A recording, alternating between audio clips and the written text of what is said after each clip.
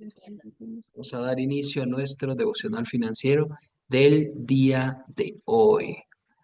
Si Rosito Padilla me ayuda por ahí anotando asistencia para la Lupi. Bueno, vamos a seguir con Génesis 47.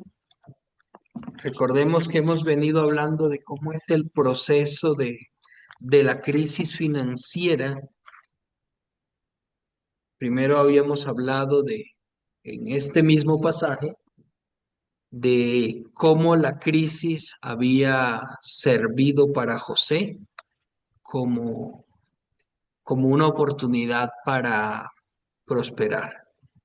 Pero la semana anterior estábamos viendo entonces cómo la crisis había sido para mucha gente precisamente eso, una crisis fuerte que les estaba llevando a la quiebra.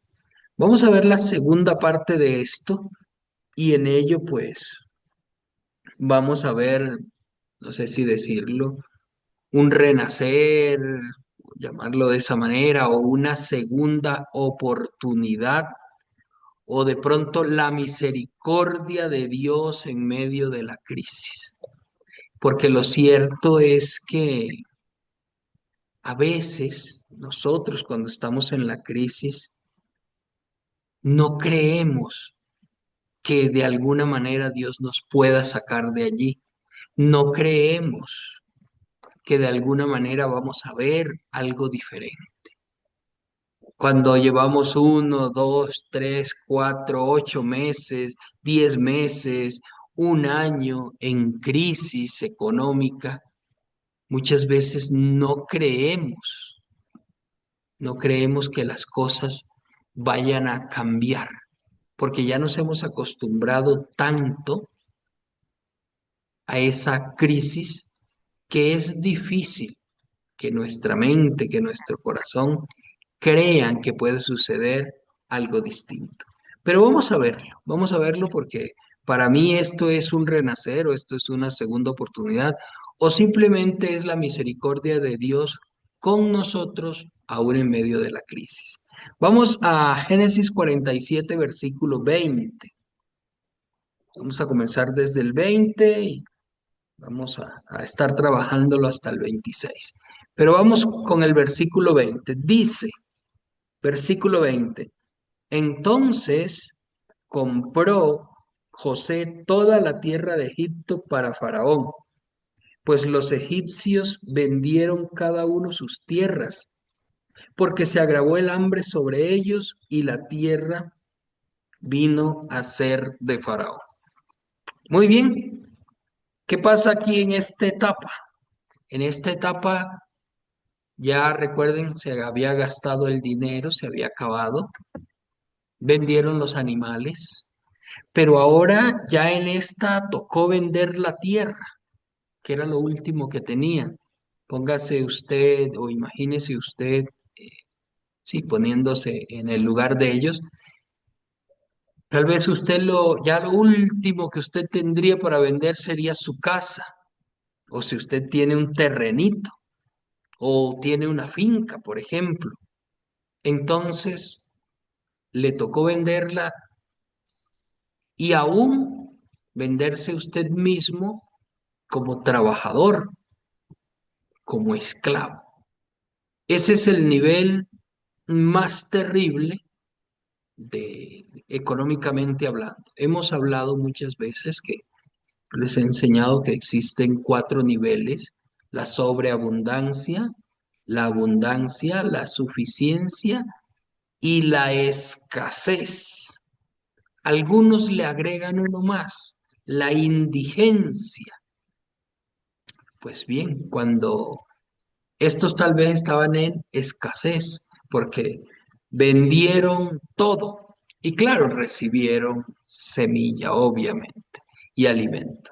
Pero cuando se acabara eso, quedarían en la completa indigencia, sin nada que comer. Pues bien, en este versículo 20 hay algo que podemos nosotros rescatar de todo esto. Y es lo siguiente: hubo alguien que le compró la tierra, hubo alguien que les compró el terreno, hubo alguien que les compró la casa, y ese fue José. Y yo aquí diría, bendito sea José que Dios lo usó para tenderle la mano. ¿Usted se imagina esos tiempos cuando uno está en crisis y uno necesita que alguien le extienda la mano y no hay nadie que lo haga? Y usted habla con el uno, con el otro, con el de allá, con el de acá, y nadie le quiere extender la mano. Sin embargo, ya en la última etapa de la crisis está José allí, que no tengo duda que está puesto por Dios. Qué bueno y misericordioso el Señor. Qué bueno y misericordioso Dios que les permite venderle eso a José. Piense por un momento en un tiempo de crisis y usted lo único que tiene es la casa, la finca, la tierra, pero los 17 millones de ecuatorianos estamos iguales. A todos lo único que nos queda es la casa, la tierra, la finca. Y tal vez tu vecino vende su casa y el otro, y tu amigo, y tu hermano. Y tal vez 15 millones dicen, ¿y yo a quién se la vendo? ¿Quién va a tener tanto dinero para comprarme esto? Y es lo que a veces nos pasa. En medio de la crisis queremos vender lo único o lo último que tenemos. Y la respuesta de la gente es, pero yo te quisiera ayudar, pero no tengo cómo. Yo quisiera ayudarte, pero yo no tengo dinero para comprarte eso. Y tú le dices, pero ayúdame, cómprame esto, te vendo esta tierra, te vendo esta casa, te doy a buen precio. Sí, pero es que no tengo dinero. Y vas donde otro y dice, yo tengo el dinero, pero justo me van a hacer una operación y ese es el dinero para la operación. O justo mi hijo se va a estudiar al exterior y ese es el dinero para todo esto. Pero bendito sea José, que fue usado por Dios, que Dios es misericordioso, y José, ojo con esto, les compra la tierra, las casas, todo. Y dice el versículo 21 algo que me parece agradable dentro de todo esto, dice el 21, perdón, y al pueblo lo hizo pasar a las ciudades, desde un extremo al otro del territorio de Egipto. ¿Sabe qué hizo José? Los reubicó, dándoles vivienda en los pueblos. Los reubicó. Ellos vivían en el campo, claro, por eso su tierra, sus animales. Pero ahora que ya no tienen animales y que no tienen tierra, los saca de la tierra, pero no los deja de sus tierritas, pero no los deja allí. Como que bueno, arréglense como puedan, porque esto es otro asunto, ¿no? Yo les compro la tierra, pero tengo que sacarlos de ahí porque tengo que convertir esas tierras en productivas. No, él los saca de allí y los reubica. Los lleva a vivir a otro sector de Egipto. No los deja desamparados. Y aquí lo que José hace para mí es extraordinario, porque es que no solo les compra la tierra, sino que está pensando en el futuro de ellos. Y me parece extraordinario porque sé que detrás de todo esto está Dios. Es Dios el que está detrás de todo esto.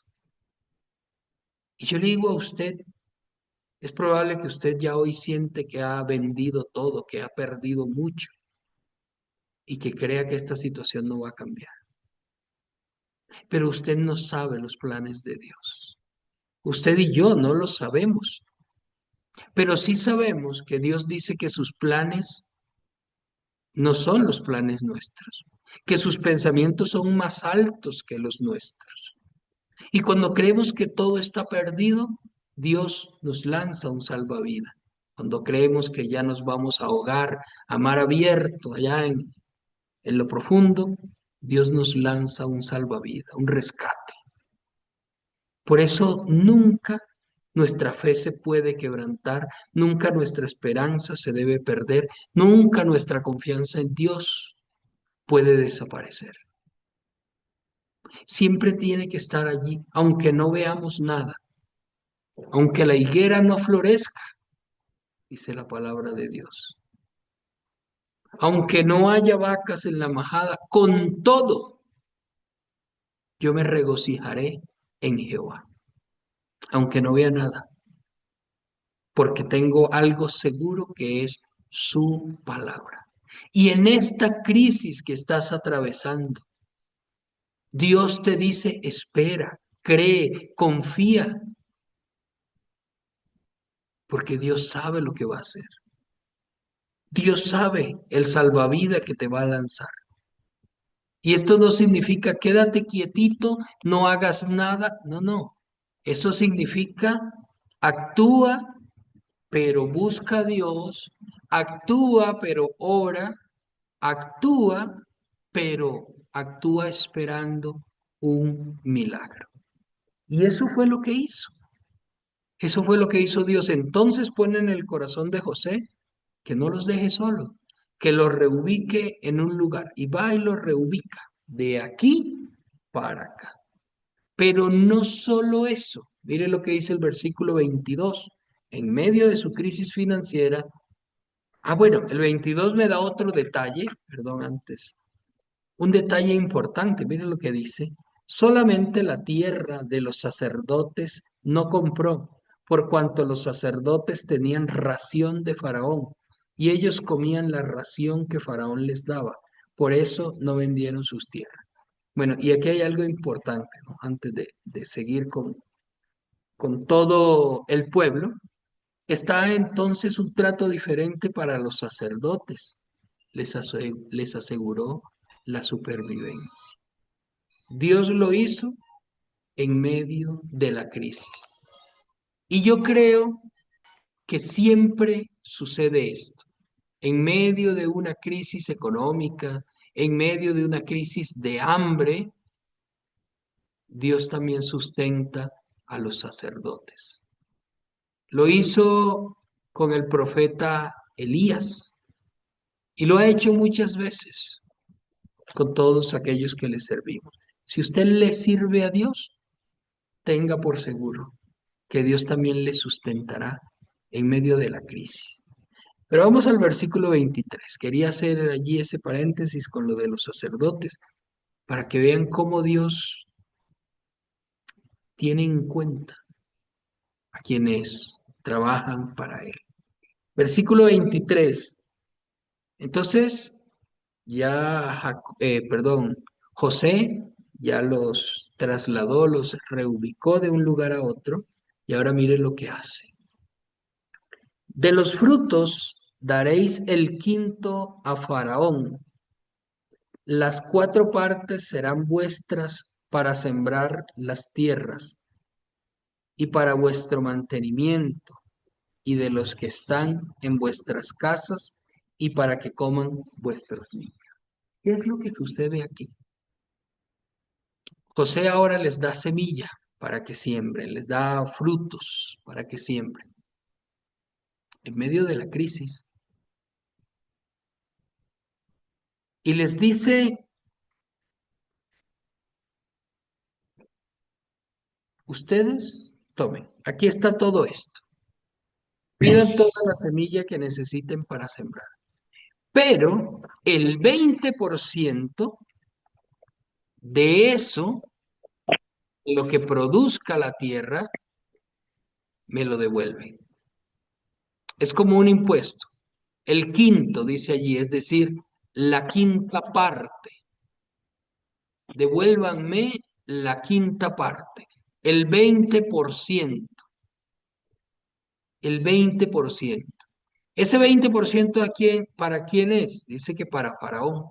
Recuerde que cuando José tuvo la idea de todo esto, le dijo al faraón, hay que quintar la tierra, es decir, tomar el 20%. Y claro, ellos entonces están dando el 20% de sus ganancias a quien le provee. En esta ocasión, pues, a Faraón. Es como cuando nosotros a Dios le damos el diezmo, el 10%. Acá era el 20% que había que darle a Faraón.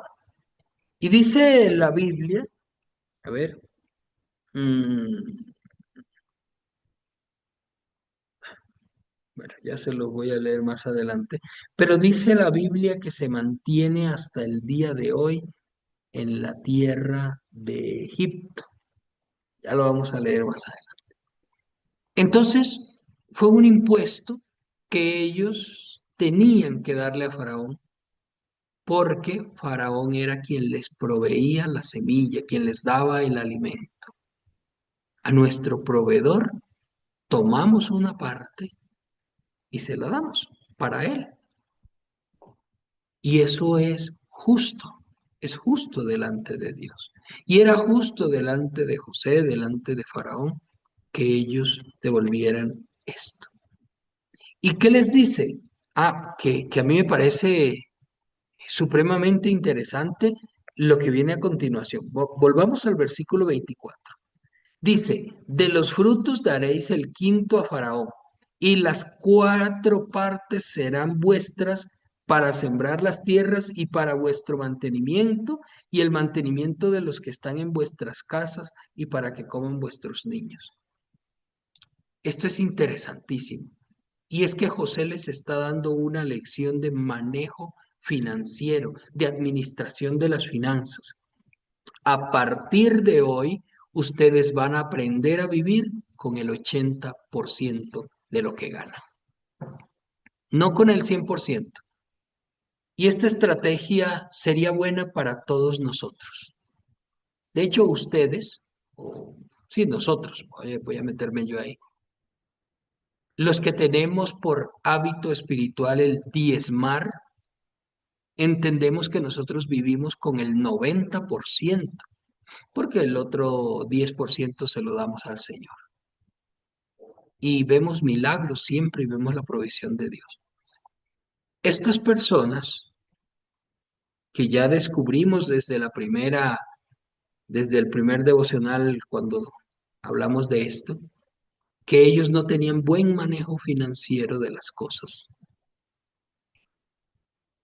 Ahora tienen que aprender. Y cuando hay una crisis familia, nosotros tenemos que aprender.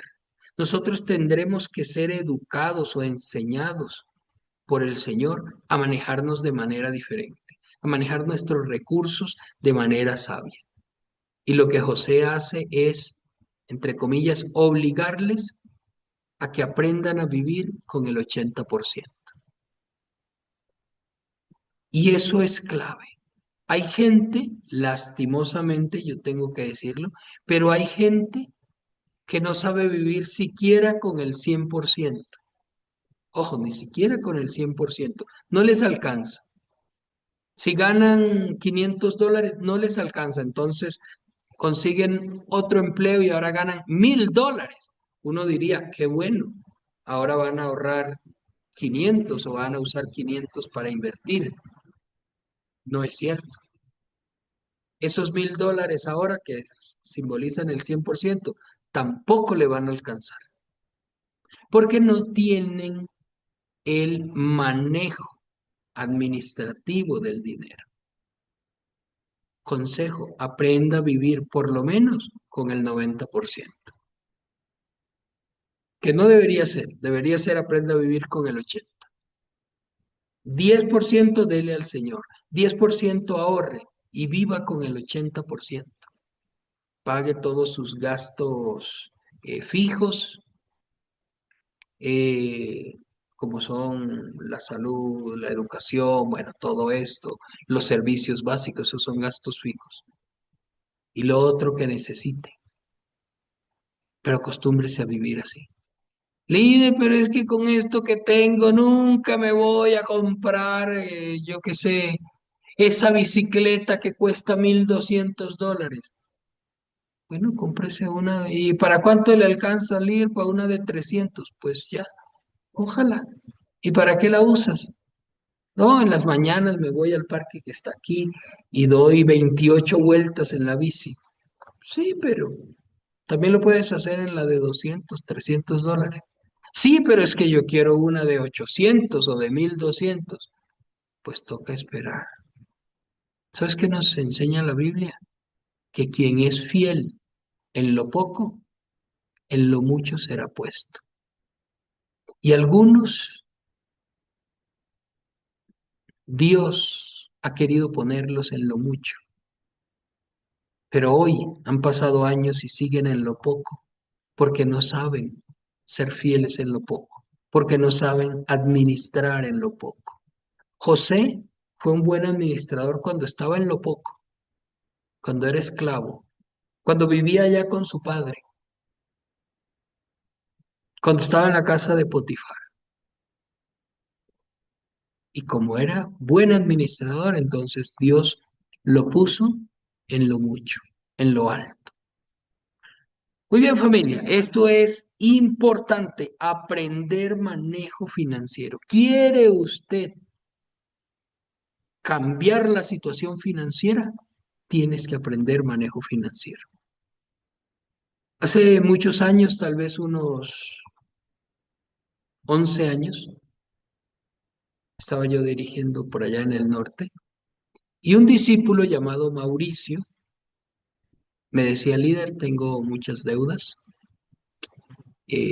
no sé cómo salir de ellas y ahora que ya conseguí empleo, no sé qué hacer. ¿A quién le pago? Todos me llaman. Entonces hicimos un presupuesto para salir de deudas.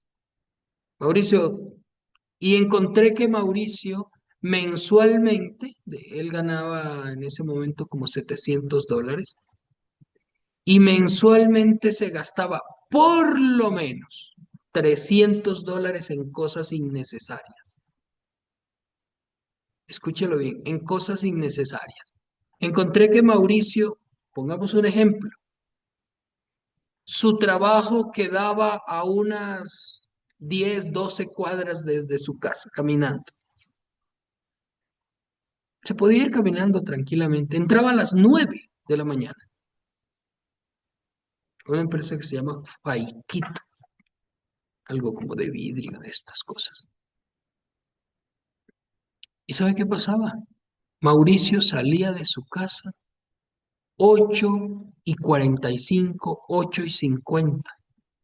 Entonces me decía, líder, ¿cómo cree que yo me voy a hacer 10 minutos caminando? Me hago media hora.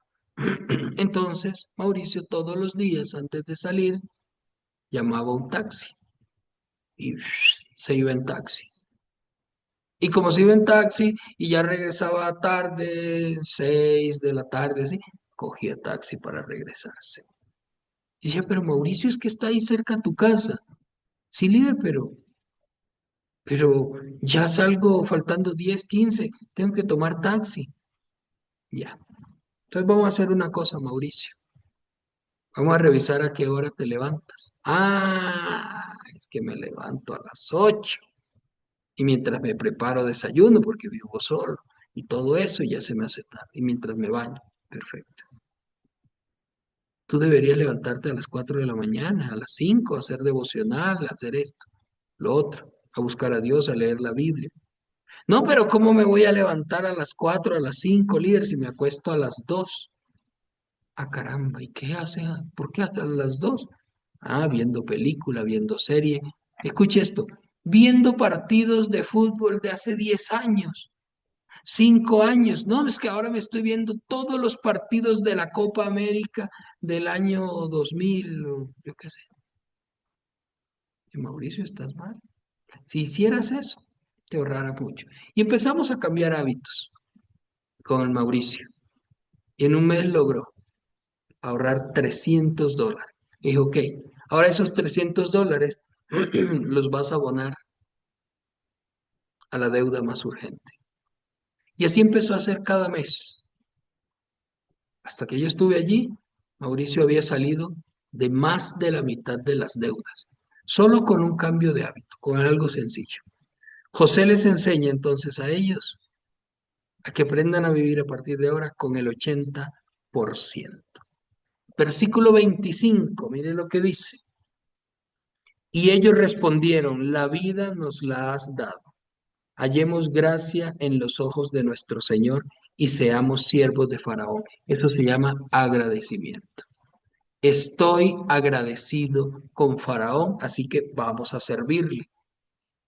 Y esto mismo debería suceder en nosotros con Dios. Estoy agradecido con Dios, voy a servirle. Voy a servirle, voy a vivir para agradarlo, voy a vivir para alabarlo, para honrarlo a Él, a mi Padre, a mi Señor. Y finalmente, versículo 26, lo que les contaba hace un rato.